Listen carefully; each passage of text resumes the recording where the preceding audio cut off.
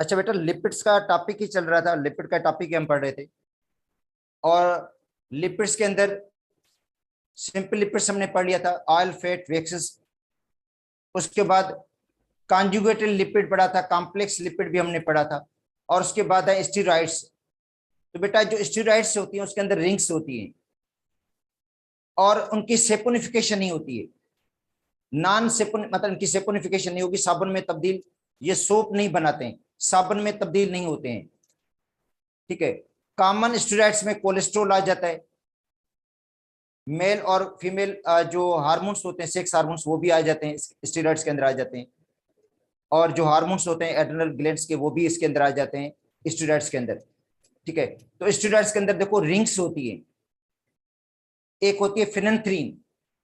आपको पता है फिनेंथ्रीन के अंदर 3 बेंजीन रिंग्स होती हैं। तो इसका मतलब है 3 जो इसके अंदर रिंग्स होती हैं वो हेक्सागोनल है और एक रिंग होती है पेंटागोनल। बेटा देखो स्टेरॉइड्स के अंदर जो 3 रिंग्स हैं वो हेक्सागोनल रिंग्स हैं। ये हेक्सागोनल है, ये भी हेक्सागोनल है, ये भी हेक्सागोनल है और ये है पेंटागोनल। 3 हेक्सागोनल रिंग्स हैं। और टोटल जो इसके अंदर रिंग्स के अंदर कार्बन होंगे, बेटा जो टोटल रिंग्स के अंदर कार्बन है, ये रिंग के अंदर कार्बन है, इनकी तादाद 17 है, रिंग्स वाले कार्बन की। इन रिंग के कार्बन को काउंट करेंगे तो 17 कार्बन है। ठीक है। और बाकी दूसरे ग्रुप लगे होते हैं, बाकी सब्स्टिट्यूशन होती है, उसकी जगह पे दूसरे ग्रुप लग जाते हैं। तो 3 बेन रिंग्स हैं इनकी, हेक्सागोनल है और एक पेंटागोनल होती है। और ये एक्चुअली है फिनेंथ्रीन। फिनेंथ्रीन के साथ एक पेंटागोनल रिंग भी है। तो स्टेरॉइड्स जो है नेचुरली अकरिंग लिपिड्स हैं। बेटा नेचुरली लिपिड्स हैं। पेरेंट न्यूक्लियस, इसका जो पेरेंट न्यूक्लियस है पर हाइड्रो साइक्लो पेंटोफिनेंथ्रीन। देखो पर हाइड्रो साइक्लो पेंटो फिनेंथ्रीन, जिसके अंदर जो 3 रिंग्स हैं वो 6 मेंबर्ड रिंग्स हैं। बेटा जो 3 रिंग्स हैं वो 6 मेंबर्ड रिंग्स हैं, ए बी सी। ए है, बी है और सी, ये 6 मेंबर्ड रिंग है। और एक जो है वो 5 मेंबर्ड की रिंग है, जो डी है, जो आपस में फ्यूज होती है, आपस में कंबाइन होती है। बेटा इनको कहते हैं फ्यूज रिंग्स। तो फिनेंथ्रीन एक्चुअली फ्यूज रिंग्स होती है। फिनेंथ्रीन के अंदर जो रिंग्स कंबाइन होती हैं, देखो तो फ्यूज रिंग्स हैं ये। 3 हेक्सागोनल, एक पेंटागोनल फ्यूज होती हैं। 17 कार्बन है इसके अंदर। और इनके अंदर अगर थोड़ी वेरिएशन आ जाती है तो इनका जो बायोलॉजिकल फंक्शन है वो डिफरेंट हो जाते हैं। ठीक है। अब इनमें क्या क्या शामिल होगा? देखो स्टेरॉइड्स के अंदर शामिल है कोलेस्ट्रॉल, अर्गोस्टिरोल, ये प्लांट स्टीरोल है। बेटा ये अर्गोस्टिरोल ये प्लांट का स्टीरोल है। जब इसके ऊपर सनलाइट पड़ती है तो विटामिन D2 में कन्वर्ट हो जाता है अर्गोस्टिरोल। एक होता है कोलेस्ट्रोल जो ह्यूमन के अंदर पाया जाता है या एनिमल्स के अंदर पाया जाता है। मेल और फीमेल सेक्स हार्मोन्स हैं। और हार्मोन्स हैं किसके? एड्रिनल कॉर्टेक्स के, एड्रिनल ग्लैंड्स के हार्मोन्स होते हैं। तो ये बेटा स्टेरॉइड्स के अंदर आ जाते हैं। ये स्टेरॉइड्स हैं, cholesterol, ergosterol, male female sex hormone है या हार्मोन्स होते हैं एड्रिनल कॉर्टेक्स के। तो इसमें पहले आते हैं कोलेस्ट्रोल पे। देखो कोलेस्ट्रोल जो है ब्लड के अंदर भी पाया जाता है, ह्यूमन जो टिश्यूज हैं, नर्व जो टिश्यूज होते हैं उनके अंदर पाया जाता है, स्पाइनल कॉलम के अंदर भी कोलेस्ट्रॉल पाया जाता है। और कोलेस्ट्रॉल से हमें विटामिन D भी मिलता है। बेटा कोलेस्ट्रॉल से जो हमारी बॉडी में होता है एफ डी हाइड्रोकोलेस्ट्रॉल, एफ डी हाइड्रोकोलेस्ट्रॉल है, जब इसके ऊपर सनलाइट पड़ती है तो विटामिन D में कन्वर्ट हो जाता है। अगर एक्सेस में होगा बॉडी के अंदर तो ये आर्टरीज के अंदर डिपॉजिट हो जाता है और ब्लड के फ्लो को रोक लेता है और हार्ट अटैक का सबब भी बनता है कोलेस्ट्रॉल। तो कोलेस्ट्रॉल ज्यादा अबंडेंट एनिमल स्टीरोल है, ये स्टीरॉइड है, ये एनिमल टिश्यूज के अंदर पाया जाता है ये। और कुछ प्लांट्स के अंदर भी होता है ये। Cholesterol is present in both free state में मिलेगा और कंबाइंड स्टेट में मिलता है स्ट्रीफाइड फॉर्म के अंदर भी इन द ब्लड।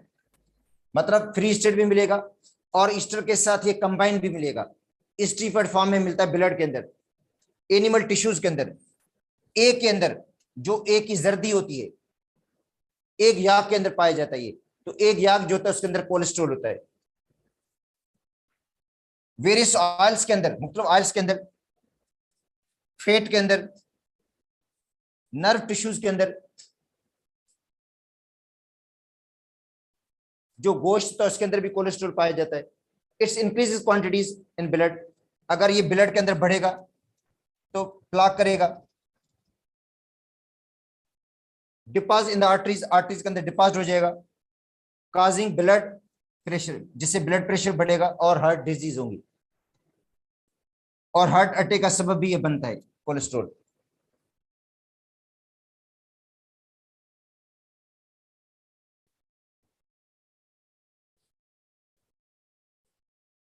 और ये स्ट्रक्चर है कोलेस्ट्रॉल का।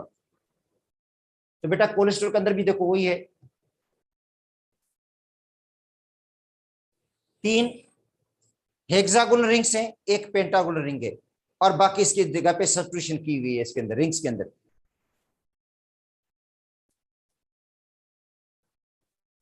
अब आते हैं अर्गोस्टिरोल। तो बेटा अर्गोस्टिरोल प्लांट स्टीरोल है, ये प्लांट के अंदर पाया जाता है।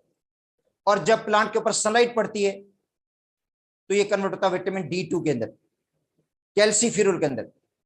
ये कन्वर्ट होगा कैल्सीफिरोल के अंदर, विटामिन D2 के अंदर। तो अर्गोस्टिरोल स्टीरोल है फंजाई एंड यीस्ट। और जब लाइट पड़ेगी इसके ऊपर, अल्ट्रा लाइट पड़ती है, तो ये कन्वर्ट हो जाता है किसके अंदर, कैल्सीफिरोल के अंदर। कैल्सीफिरोल विटामिन D2 के अंदर, विटामिन D2 के अंदर ये कन्वर्ट हो जाता है। ये प्लांट का स्टीरोल है, जब इसके ऊपर सनलाइट पड़ेगी तो विटामिन D2 या कैल्सीफिरोल में तब्दील हो जाएगा। उसके बाद है फास्फोलिपिड। तो बेटा फास्फोलिपिड का जिक्र हम पहले भी कर चुके हैं। तो ये एक्चुअली कॉम्प्लेक्स लिपिड है, और कॉम्प्लेक्स लिपिड जो बनते हैं वो ग्लाइसरोल और 2 फैटी एसिड के साथ बनते हैं।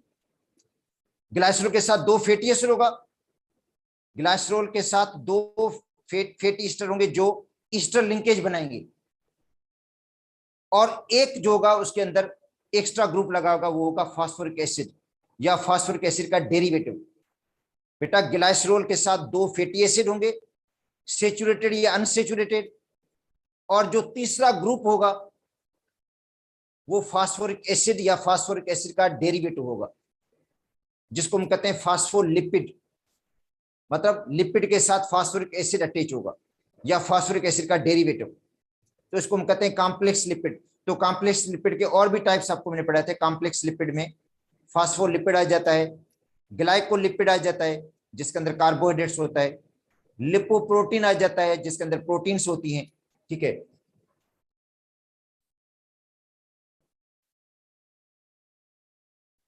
तो अब देखो फास्फोलिपिड में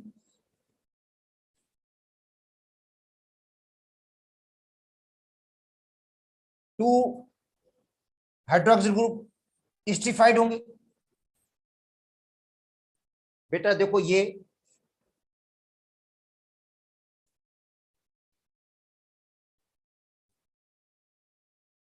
ग्लाइसरोल है,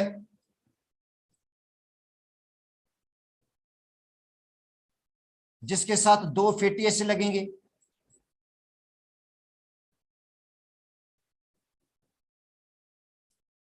दो फैटी एसिड ईस्टर लिंकेज बनाएंगे इसके साथ।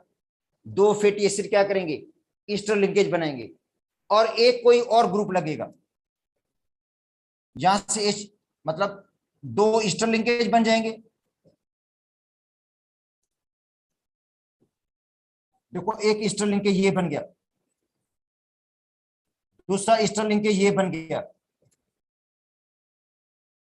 और यहां पे क्या होगा, यहां पे लगेगा फास्फोरिक एसिड।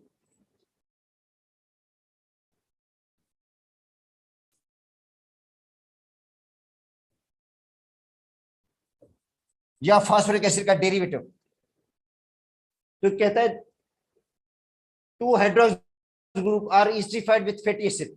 देखो दो ये जो ग्रुप हैं अल्कोहल के ग्रुप है वो एस्टरीफाइड किसके साथ हुए हैं? कार्बोक्सिलिक एसिड के साथ ईस्टर लिंकेज बना रहे हैं। कार्बोक्सिलिक एसिड के साथ बेटा ईस्टर लिंकेज बन गया दो पे, ये भी ईस्टर लिंकेज, ये भी ईस्टर लिंकेज। और बाकी क्या होगा? थर्ड जो होगा लिंक होगा किसके साथ? फास्फोरिक एसिड के साथ। बेटा यहाँ पे लिंक किसका होगा? यहाँ पे कौन मॉलिक्यूल होगा? फास्फोरिक एसिड होगा या फास्फोरिक एसिड का डेरिवेटिव होगा, डेरिवेटिव, तो इसको कहेंगे फास्फोलिपिड। अब आते हैं इंपॉर्टेंस क्या है इसकी लिपिड्स की। They are good source of energy, ये एनर्जी का अच्छा सोर्स है क्योंकि ये एनर्जी डबल प्रोवाइड करते हैं कार्बोहाइड्रेट से और प्रोटीन से। बेटा जो लिपिड्स हैं वो डबल एनर्जी प्रोवाइड करते हैं। अगर कार्बोहाइड्रेट्स का 1 ग्राम 4 कैलोरीज देता है, प्रोटीन का 1 ग्राम 4 कैलोरीज देता है, तो ये 9 कैलोरीज देते हैं 1 ग्राम। और फूड को मोर प्लेटेबल बनाते हैं, जायका भी देते हैं, फूड को जायका भी देते हैं इनकी वजह से। और ये इंसुलेटिंग का काम भी करते हैं, नर्व्स टिश्यूज के अंदर ये इंसुलेटर का काम भी करते हैं। They are good energy reservoir in the body, body के अंदर एनर्जी रिजर्वायर भी है, एनर्जी का जखीरा भी है। जब भी बॉडी को एनर्जी की जरूरत पड़ती है ये एनर्जी प्रोवाइड करते हैं, डबल एनर्जी प्रोवाइड करते हैं। तो ये एनर्जी का एक सोर्स भी है, इनसे बॉडी को एनर्जी भी मिलती है। Lipids are integral part of the cell protoplasm. Lipid जो वो इंटीग्रल पार्ट है किसका? सेल प्रोटोप्लाज्म का, सेल मेम्ब्रेन, सेल मेम्ब्रेन का। Some lipids act as cholesterol है, ठीक है, इससे क्या बनते हैं? स्टेरॉइड हार्मोन्स भी बनते हैं। तो कोलेस्ट्रॉल समझें एक फायदेमंद भी है और नुकसानदेह भी है। अगर एक्सेस में होता है तो वो नुकसानदेह,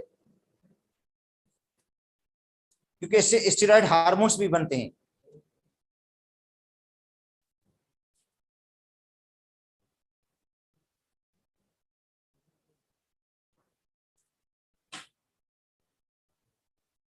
अब आते हैं एंजाइम पे।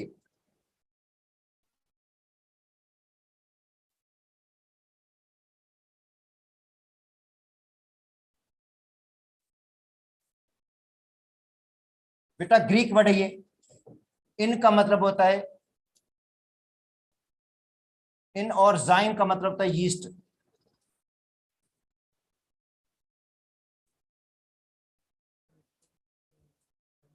जी जी,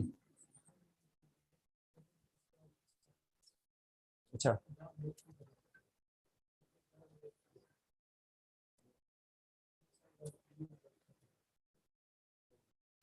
बंद करिए शुरू करो। बेटा 2 मिनट वेट करना।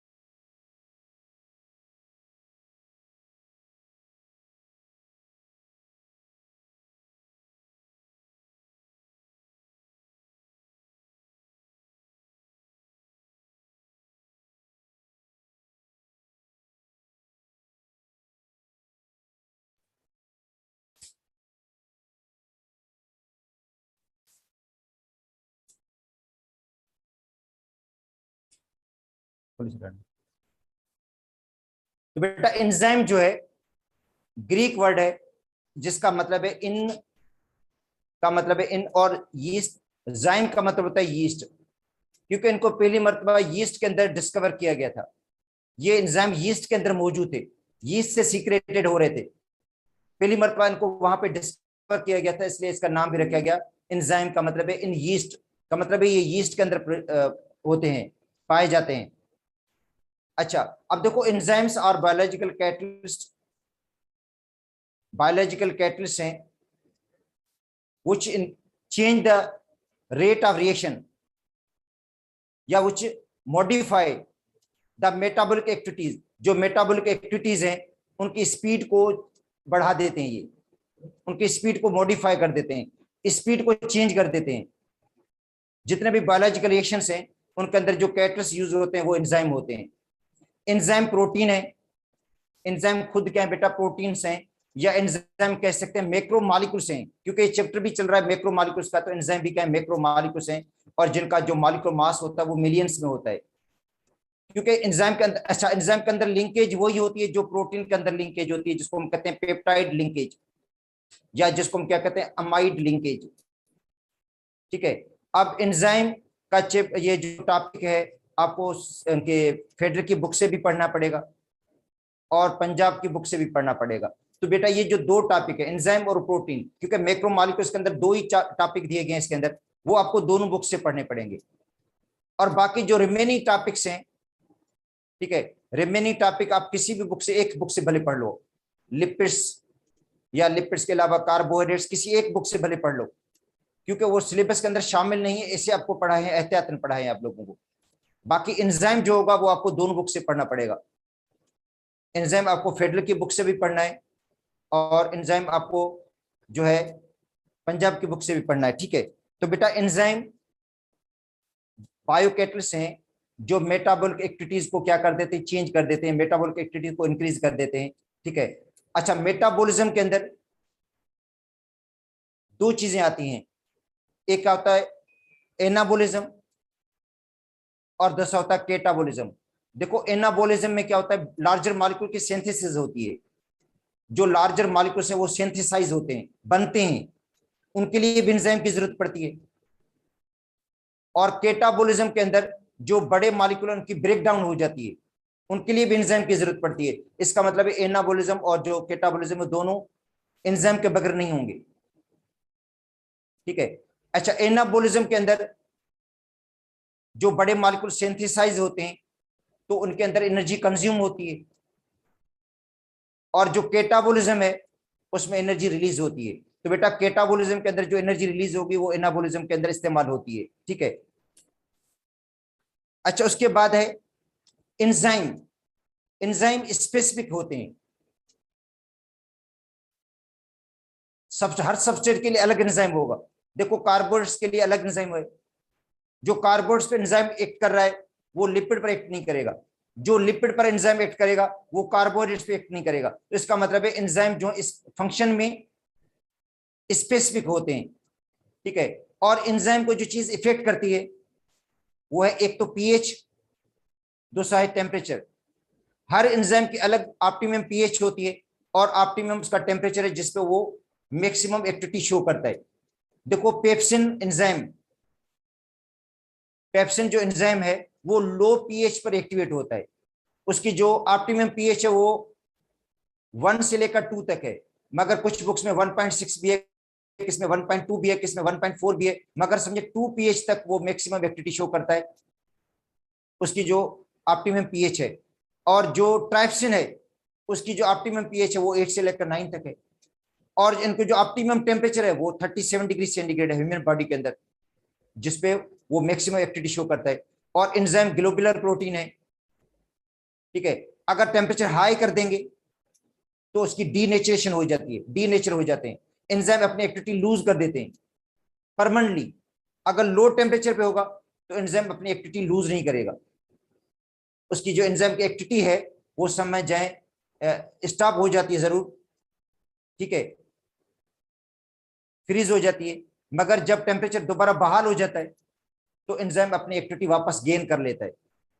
एंजाइम अपनी एक्टिविटी लूज नहीं करता लो टेम्परेचर पे, मगर हाई टेम्परेचर पे वो जो एंजाइम है अपनी एक्टिविटी परमानेंटली लूज कर देता है।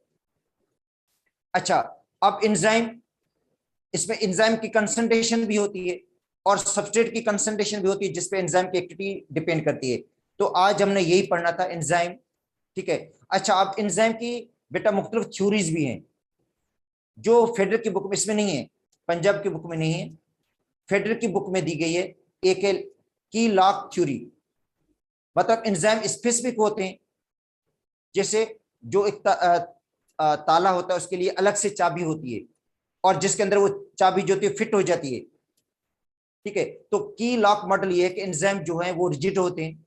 ठीक है, और इसके अंदर वही सबस्ट्रेट एक मतलब आएगा जो उसके अंदर फिट होगा। ठीक है, तो इसलिए वो शो करता है कि एंजाइम की जो नेचर है वो स्पेसिफिक है। और दूसरा जो है डेनियल कोचलिन ने थ्योरी पेश की थी कि एंजाइम जो होते हैं वो रिजिड नहीं होते हैं, मगर एंजाइम जो है वो अपनी शेप को बदल देते हैं, सबस्ट्रेट के हिसाब से अपनी शेप को बदल देते हैं। तो ये जो थ्योरी थी कि जिसमें एंजाइम जो है वो रिजिड नहीं होते और एंजाइम जो है वो सबस्ट्रेट के हिसाब से अपनी शेप को चेंज कर देते हैं, बदल देते हैं, जिस हिसाब से सबस्ट्रेट की शेप होती है अपनी शेप को इस तरह हासिल कर लेते हैं, गेन कर लेते हैं या मॉडिफाई कर देते हैं अपनी शेप को। तो ये ज्यादा थ्योरी मकबूल गई। ठीक है, तो ये फेडरर की बुक में है, वो फेडरर की बुक में भी आपको पढ़ा दूंगा और ये भी पढ़ लेते हैं दोनों।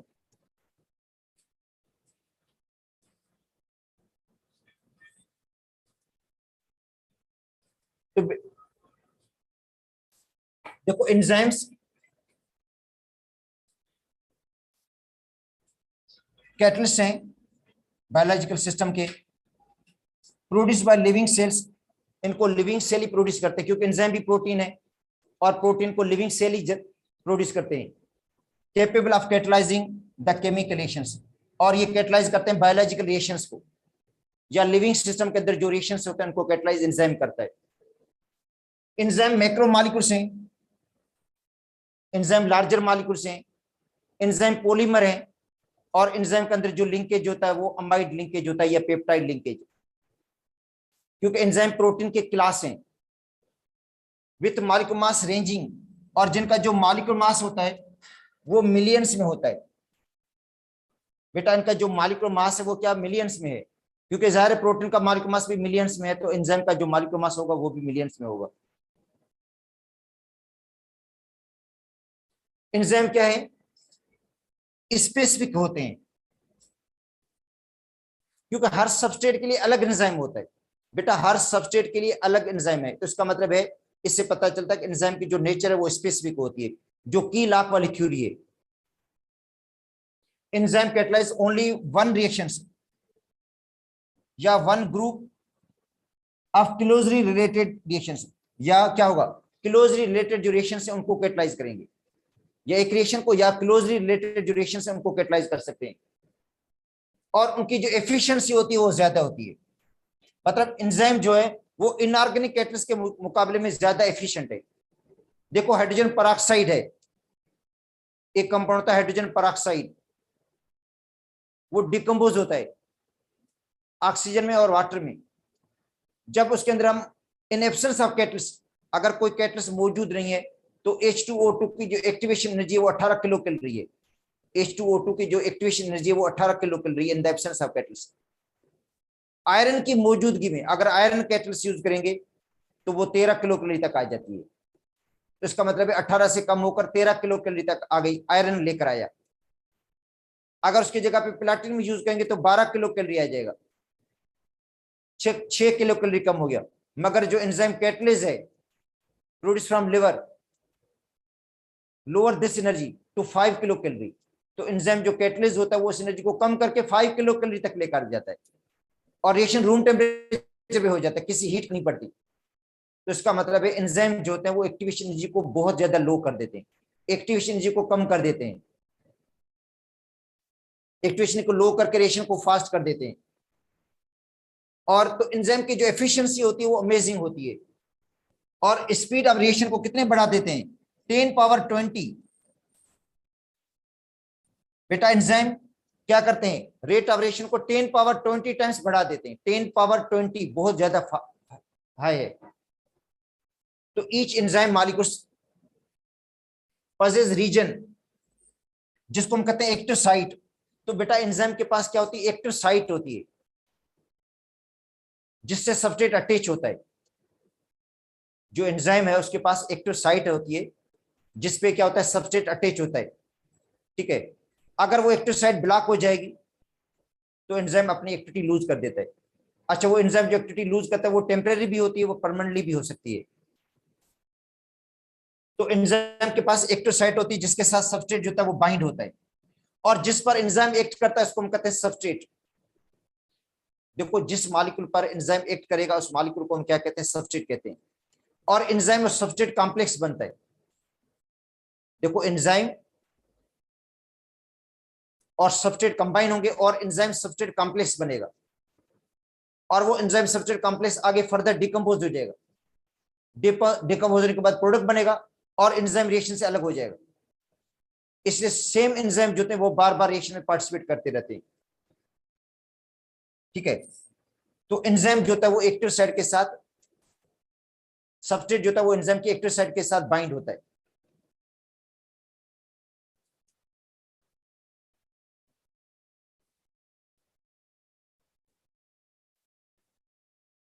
अच्छा, एंजाइम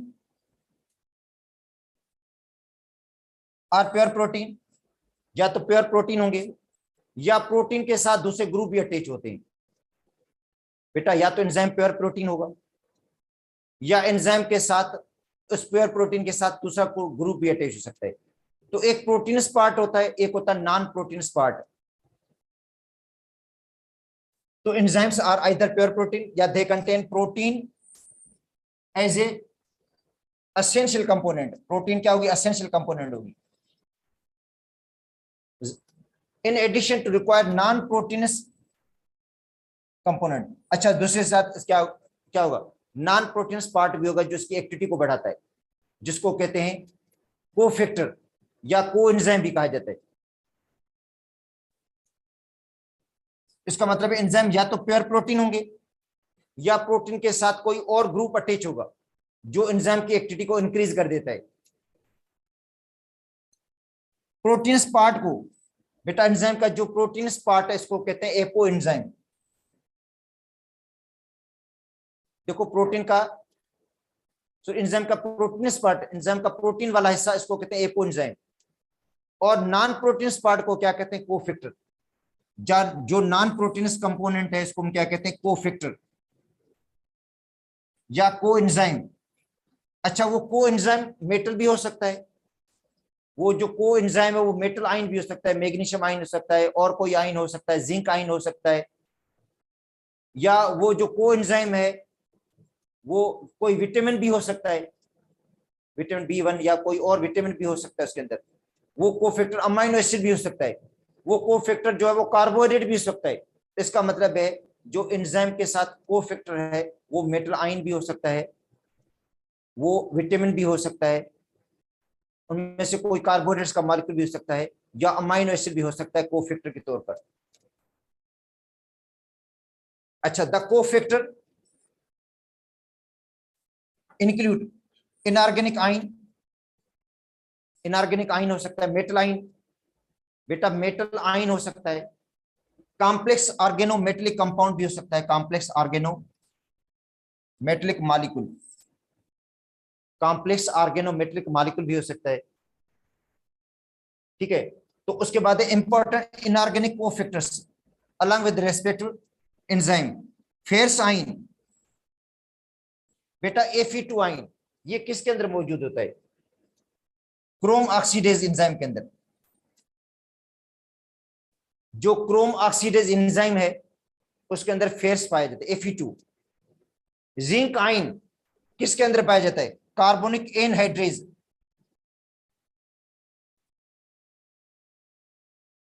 बेटा कार्बोनिक एनहाइड्रेज एंजाइम के अंदर जिंक पाया जाता है, ion. Magnesium ion, magnesium ion पाया जाता है किसके अंदर, ग्लूकोज 6 फास्फेटेज। बेटा ग्लूकोज 6 फास्फेटेज के अंदर मैग्नीशियम आयन पाया जाता है। तो ये आयन्स हैं और उसके साथ साथ उनके एंजाइम भी, बेटा आयन भी दिए गए उनके साथ साथ उसके एंजाइम भी दिए गए। मेनी एंजाइम कंटेन विटामिन, बहुत ज्यादा एंजाइम के अंदर विटामिन भी हैं, बहुत ज्यादा एंजाइम के अंदर विटामिन भी पाई जाती हैं एज ए कोफैक्टर। ठीक है, nicotinamide adenine dinucleotide contains nicotinic acid, ये बेटा एंजाइम है, ये एंजाइम है जिसके अंदर निकोटिनिक अमाइड पाया जाता है। निकोटिनिक अमाइड जो है वो विटामिन है बेटा, निकोटिनिक अमाइड विटामिन है जो उसके अंदर पाया जाता है, nicotinamide adenine dinucleotide के अंदर। थाई अमाइन भी विटामिन है, B1 बेटा, जो थाई अमाइन है वो विटामिन B1 है, विटामिन B1 को थाई अमाइन कहा जाता है, जो पाया जाता है किसके अंदर, पायरोफॉस्फेटेज के अंदर। विटामिन B1, विटामिन B1 का मतलब थाई अमाइन है ये, तो थाई अमाइन पायरोफॉस्फेटेज के अंदर विटामिन B1 पाया जाता है, B1 को थाई अमाइन कहते हैं।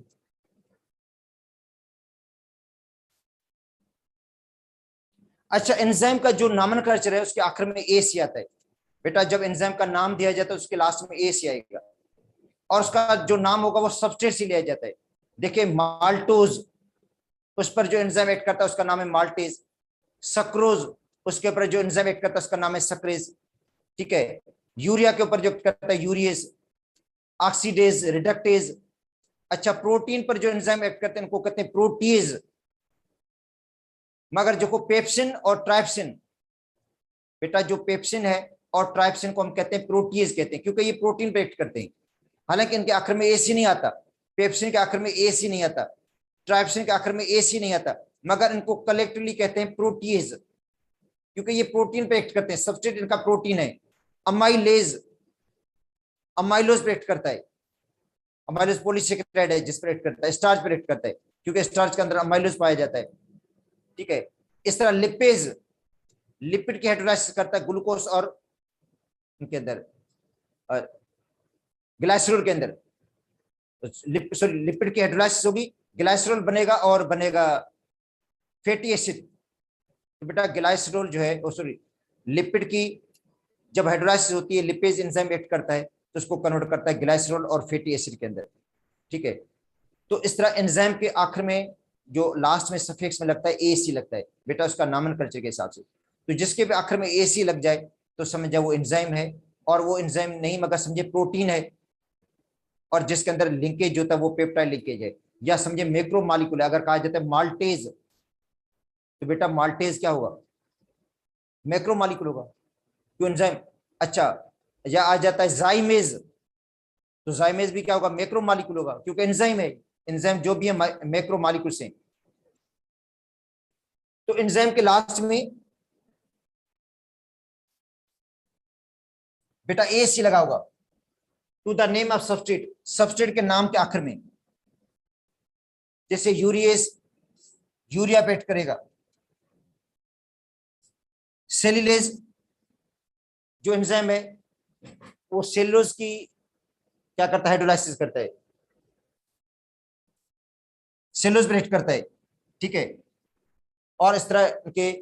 अच्छा, अब आते हैं क्लासिफिकेशन ऑफ द एंजाइम। बेटा एंजाइम की क्लासिफिकेशन, तो एंजाइम के 6 ग्रुप हैं, एंजाइम के बेटा 6 ग्रुप हैं, और इनको क्लासिफाई किया गया है नेचर ऑफ द रिएक्शन की बुनियाद पर, रिएक्शन की नेचर की बुनियाद पर कि किस टाइप का रिएक्शन है। देखो अगर ऑक्सीडेशन रिडक्शन है तो उसको कहते हैं ऑक्सीडो रिडक्टेज।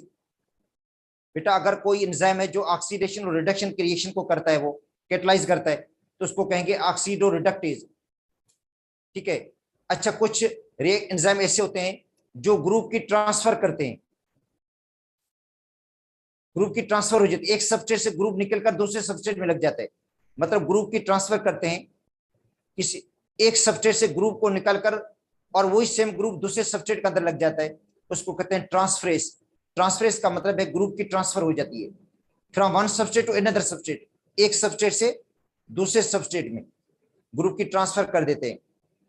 उसके बाद हाइड्रोक्सिलेज, वो हाइड्रोलाइसिस करते हैं, जैसे प्रोटीन के हाइड्रोलाइसिस से अमाइनो एसिड बनते हैं, और स्टार्च के हाइड्रोलाइसिस करेंगे तो फाइनली मिलेगा ग्लूकोज, और लिपिड की हाइड्रोलाइसिस करते हैं तो मिलेगा ग्लाइसरोल और